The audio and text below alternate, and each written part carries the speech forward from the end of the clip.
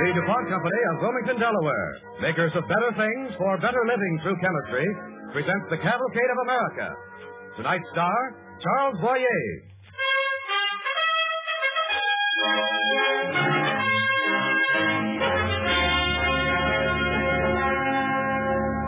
Tonight's DuPont Cavalcade is called The Grand Design and begins in the year 1791. Charles Boyer stars in the role of Major Pierre-Charles L'Enfant, a Parisian by birth, an artist by inheritance and training, a soldier by force of circumstance.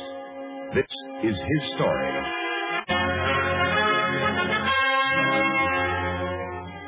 I remember the day it began. I had received a summons from the man I respected above all other men living, the soldier in whose service I had fought for the War of Revolution, President George Washington.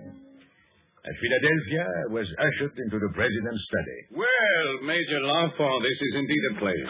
And an honor, sir, for me. It's rather a coincidence, too, you're arriving at just this moment. I'd been going through some old papers this morning, and not 5 minutes past, I found this. Oh. Your pencil portrait of me, Major, made in winter quarters 12 years ago. The dreadful winter. Dreadful indeed. Well, as I recall, General, I prolonged the sittings beyond necessity. You see, your chair was placed near the fire, and I had the opportunity to warm myself before the flames. So I drew and baked my chili bones. Yes. Perhaps that accounts for the felicity of your drawing. Major. Yes, General. You've heard about the dispute concerning the location of our national capital. Oh, of course. But when I left New York, sir, a settlement was rumored, no? A compromise has been accomplished, yes. We shall start afresh and build a new city. It will rise not 15 miles from my own home on the banks of the Potomac. Major, you begin to suspect why I've required you to come to Philadelphia? General Washington, I would give my right arm, my life itself, if I could be chosen to draw the plans for that new city. No such sacrifice will be required, Major. The commission is yours. Well, Major. Well, sir, I'm overwhelmed. It's so hard to believe that I, a Frenchman with few friends, with no influence, that I should be chosen. You have been chosen because I believe you are best fitted for the task. And because I remember a long ago winter. You have been one of us since Valley Forge.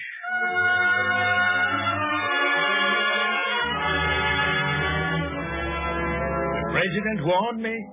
I cannot say I had no hint at all of what was to come. There would be difficulties of a practical nature. Well, the practical difficulties began with purchase of the land. At a meeting house in Georgetown, President Washington addressed the owners of the 10-mile square block of brushwood wilderness chosen for the new capital. And so, gentlemen, if I may recapitulate, the Congress will pay each owner £25 per acre for his land. Surveyors under Mr. L'Enfant and Captain Roberdeau are now engaged in dividing the tract into city lots. Half of these lots will be sold at public auction, the proceeds going into the national treasury. But you landholders will retain ownership in every other lot in the new city. Alternate lots will remain your own property. In return for this generous offer, the Congress and the Commissioners advance but one stipulation. No payment will be made to you for the relatively small amount of land needed for roads or for avenues and streets. Well, I trust I've made myself clear. Mr. Shortliff, do we put the matter to a vote?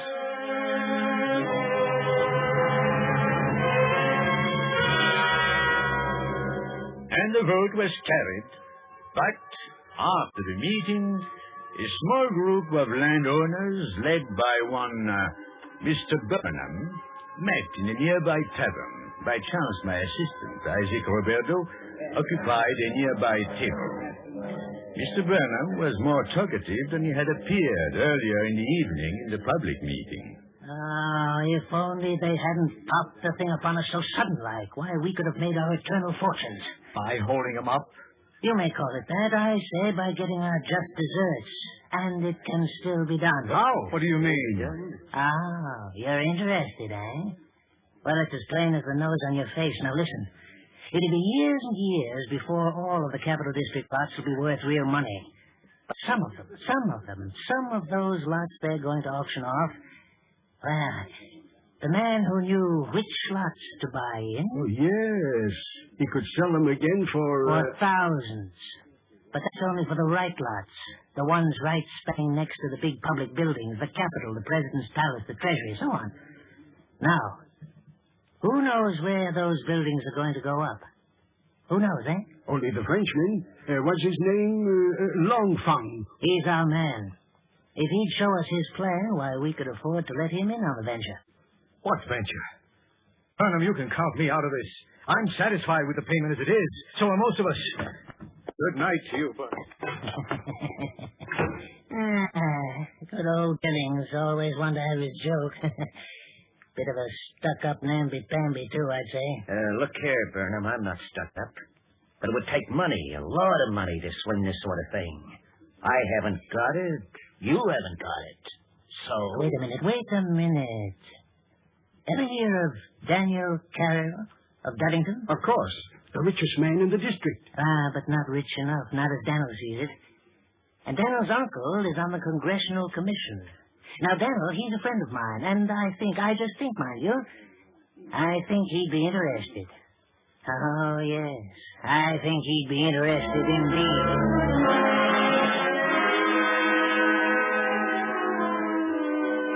By day, I work with the surveyors, and by night, often all through the night, I slaved at my drafting board. No eyes save mine beheld the master plan. No mind but my own as yet knew the grandeur of my conception. At last, when the design was completed, I placed it before my friend Roberto. Major, it is magnificent. Now, wait. Look, you understand the principal design. The Capitol building here, on what they call Jenkins Hill. Mm-hmm. Then this great avenue leading to the palace of the president. Yes. Fountains here and here, with a great cascade between. Beautiful. And all about, these great circles, monumented, with avenues connecting them, like the spokes of a wheel. A city of vistas. More beautiful than the Athens of Pericles. More stately than Augusta and Rome. Eh? You do not think so? Oh, yes. No city so fine has ever been built upon this earth. But, Pierre... What, my friend? Will these people understand it?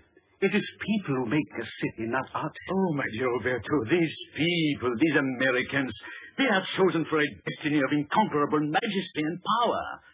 My city is the city of the future. Freedom's home. The home of liberty and order. Perhaps. But here and now... Look again at the plan. Here. This grand avenue. 400 feet wide. Well? 400 feet, Pierre.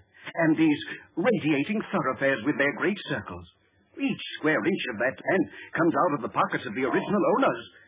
What will the owners say to that? I am confident that General Washington would persuade them to act with generosity and simple patriotism. Well, it is possible. For your sake, Major, I hope it is possible. Who is that? Come in. Good afternoon, gentlemen. Major, it's Burnham. Who? The man I told you about. Oh. Major L'Enfant, I believe. Yes. My name is L'Enfant. And mine is Burnham. Gentlemen, I represent a group of patriotic citizens interested in investing funds in the new city lots to be sold at auction. Yes, Mr. Burnham. Continue. Well, naturally, we wish to see the plan of the city, and I have been deputized... The plan is not available to you, Mr. Burnham, nor to any other avaricious speculator. Now, see here, Major L'Enfant. The people I represent are great admirers of yours.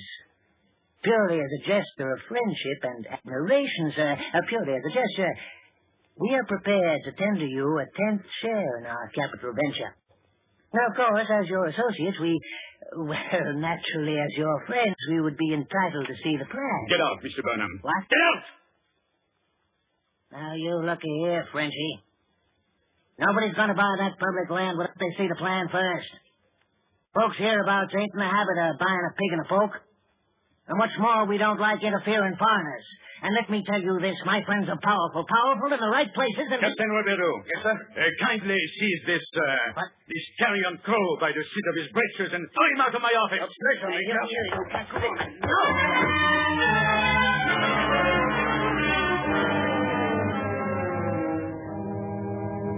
Well, whether or not Daniel Carroll of Duddington was one of the powerful friends of Mr. Burnham, I never found out for a certainty. But a week after Burnham's visit, Mr. Carroll began to build a house. And Mr. Carroll built his house directly across the land I had intended as one of my main avenues, blocking a majestic vista. I acted at once.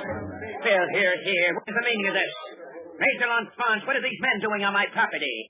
And what are these strange engines? Battering rams, Mr. Carroll. What? You're not going to... I'm going to destroy your house, Mr. Carroll. I'm going to level it to ground. Yeah, what right have you to take such action? On what authority? On the authority of President Washington and the Congress of the United States. I happen to know you have had no such instructions from your superiors. Now, if you would let me see your plan... No one sees my plans. Not until the lots are sold. You must be mad. L'Enfant, my uncle is a member of the Congressional Commission. If you commit this outrage, I'll see to it that you are dismissed in disgrace. You may try if you wish, Mr. Carroll, but the house comes down. Captain Roberto.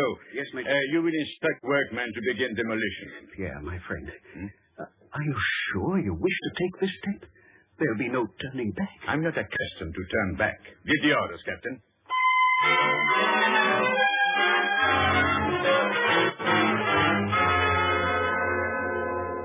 Daniel Carroll and Mr. Burnham had plenty of company.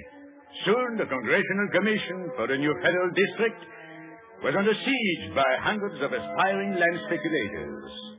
Pressure to release my plan before the sale of lots reached a crescendo. And then I received a letter from President Washington. He wrote in part, "Your actions have come to my attention. In future, I must strictly enjoin you to touch no man's property without his consent or the previous order of the commissioners. Having only the beauty and regularity of your plan in view, you pursue it as if every person or thing were obliged to yield to it. At your earliest convenience, my dear L'Enfant, will you please call upon me at Philadelphia?"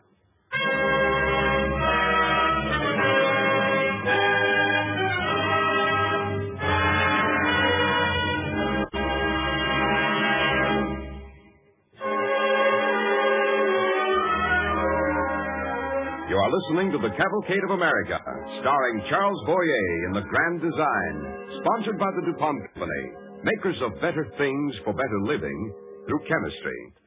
Among DuPont's better things for better living is DuPont neoprene rubber, used for many products and in a wide variety of ways. Recently, we heard of another interesting use of neoprene. A California couple developed a new household tool for polishing silverware.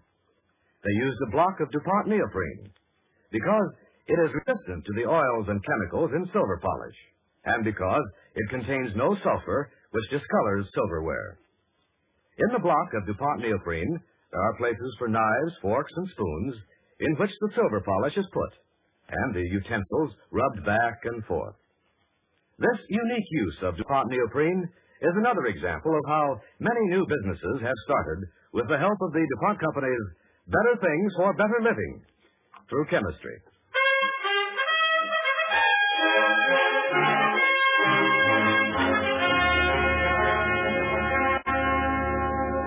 The Cavalcade continues, starring Charles Boyer as Major Pierre Charles L'Enfant, soldier, artist, builder, telling the story of the great work of his life, the plan for the capital city of Washington, D.C.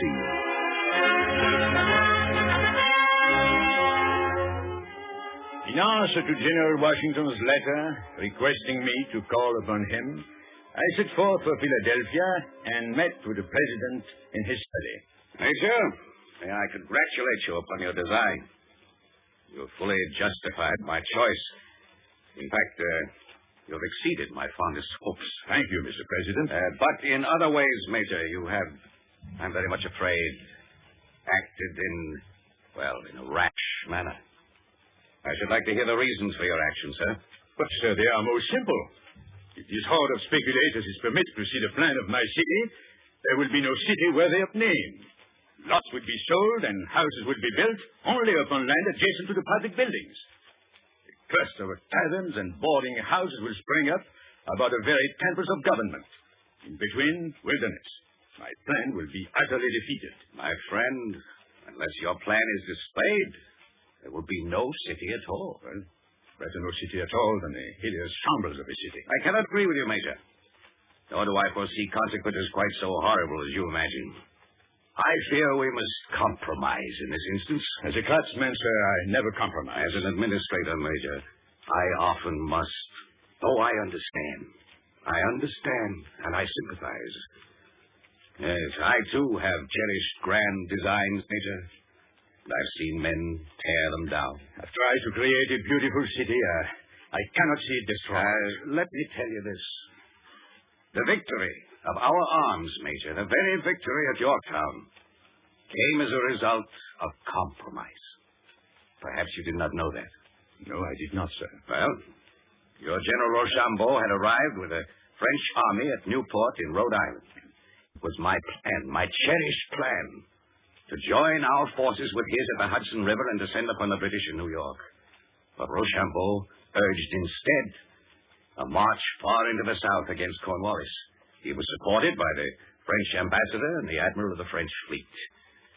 I yielded, Major. I gave up my precious design. Victory was the result. Will you not yield? I'm sorry, General, but with the best will in the world, I cannot agree that the situations are alike. Not exactly, Major, not exactly. Surely you've learned that life is not a matter of exactitudes. In life, there are no straight lines.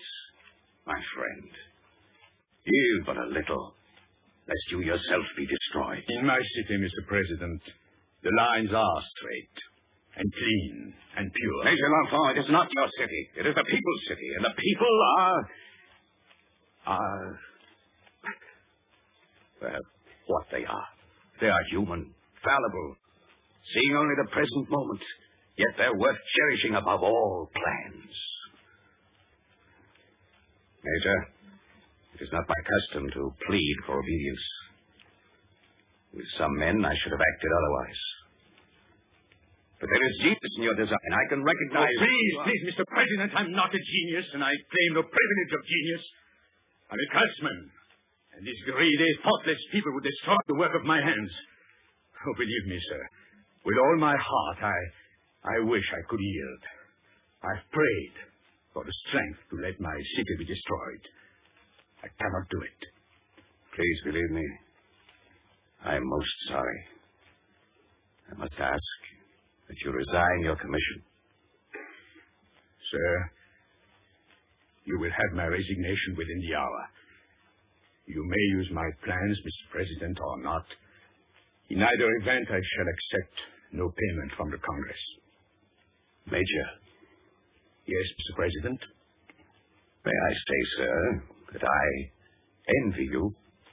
In all my life, I have never been able to afford the luxury of such an action as yours.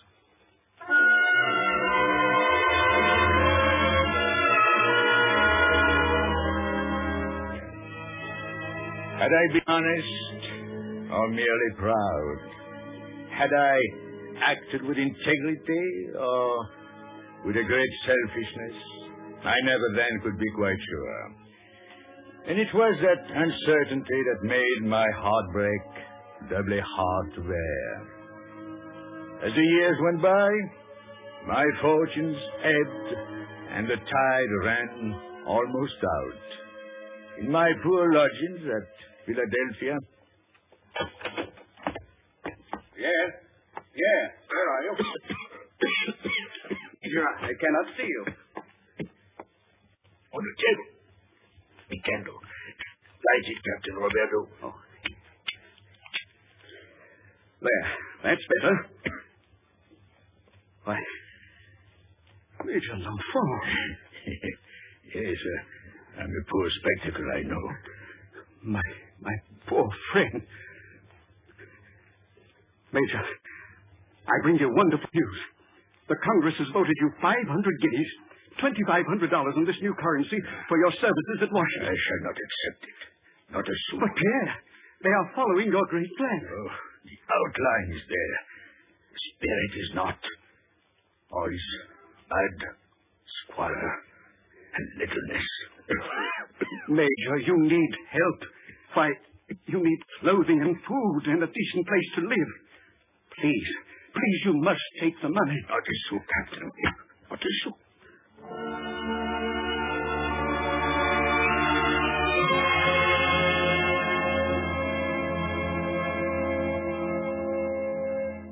Can one live with honor for bread? No. But one can quit the scene with honor.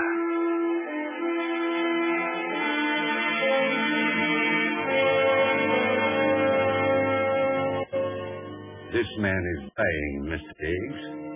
I can do nothing more. Do you know him well? No, I don't think that anyone has ever known him well, Doctor. He wandered to my door a year ago. I've given him shelter, bed, and food here in Maryland for the past year. He asked for you just now. I'll go to him. Somewhere, sometime, this poor shell of a man has known greatness.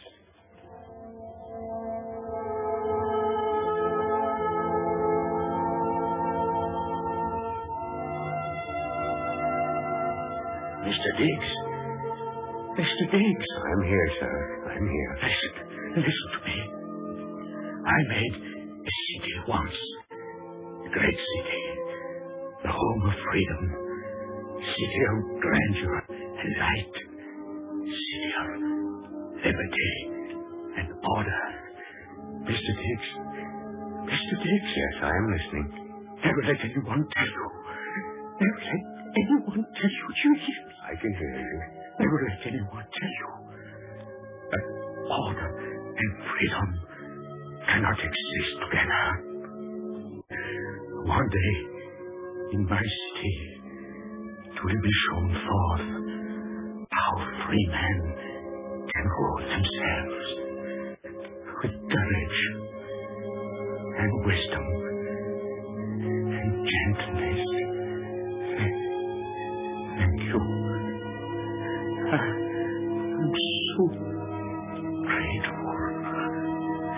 Mr. Diggs.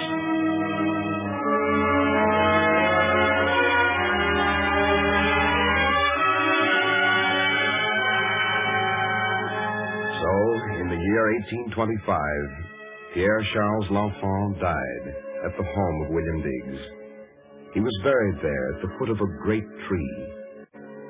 An inventory of his personal goods and chattels showed that they consisted in 3 watches, 3 compasses, some books, a map, and a few surveying instruments, the whole being valued at $46.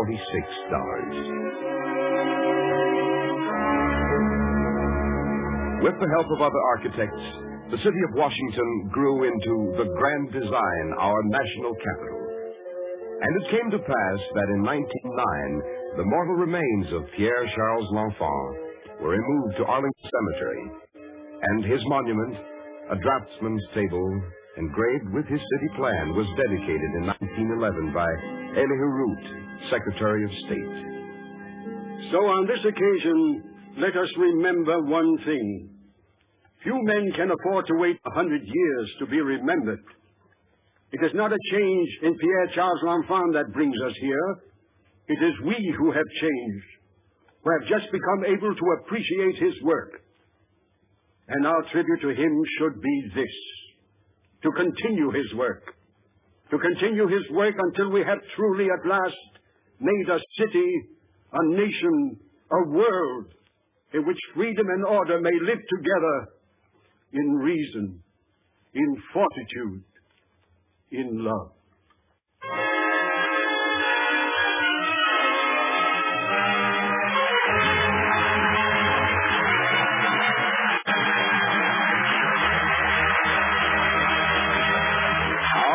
to Charles Boyer and the Cavalcade players for tonight's story, The Grand Design. And now, Bill Hamilton speaking for the DuPont Company. Once every 2 years, automotive jobbers from all parts of the country get together at their Automotive Service Industry Show. The 1950 meeting is being held this week in Chicago. Just what is an automotive jobber? Well, you might call him a wholesaler of parts and accessories, a supply house between the manufacturer and your local dealer. The jobber stocks thousands of items so that your dealer can supply you at any time. If it were not for these automotive jobbers, you might have to wait weeks for your serviceman to get a needed part from the manufacturer. We at the DuPont Company have good reason to recognize the valuable services the automotive jobber performs. He is the man who gets our DuPont products into your hands. Products such as Zerone and Zerex antifreeze, Duco and Dulux automobile finishes, and the DuPont No. 7 line of polishes, radiator cleaners, and other automotive chemicals. Alert for every improvement, the jobber delivers these DuPont developments, along with those of other manufacturers, to your local dealer, so that he can serve you better. Chemical science and the DuPont Company contribute much more to the modern automobile than many people realize. In addition to the products the jobber brings you, there are a number that come to you by way of the manufacturer of your car. Cordura viscose rayon tire yarn for long-lasting, safer tires. Neoprene rubber for ignition wire and radiator and heater hose. Plastic interlayers for safety glass. Nylon for upholstery and seat covers, to mention just a few. The Automotive Service Industry Show this week in Chicago is another illustration of the way other industries make use of the products of chemistry. It illustrates also how business firms of all kinds and sizes join hands to serve you. How the automotive jobbers help to bring you some of DuPont's better things for better living through chemistry. Next week, the DuPont Cavalcade star will be Ronald Reagan. Our play, Ulysses in Love, tells a heartwarming story of the youthful Ulysses S. Grant and the girl he loved, Julia Dent. Be sure to listen. Tonight's DuPont Cavalcade was written by George H. Faulkner. Charles Boyer may soon be seen in the 20th Century Fox production, The 13th Letter. In support of Mr. Boyer was Stotts Cotsworth in the role of George Washington. Music for the DuPont Cavalcade is composed by Arden Cornwell and conducted by Donald Voorhees. The program is directed by John Zoller. This is Cy Harris speaking, and reminding you as we approach the holiday season, not to forget the Salvation Army Christmas Fund. Your contributions dropped in its kettles will make it possible for the Salvation Army to help others at Christmas time. Give as much as you can.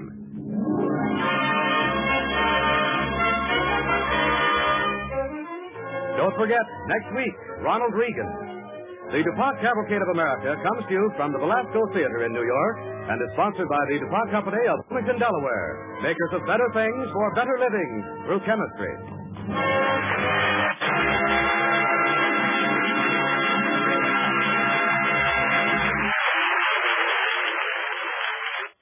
Have fun with Baby Snooks. 3 chimes mean good times on NBC.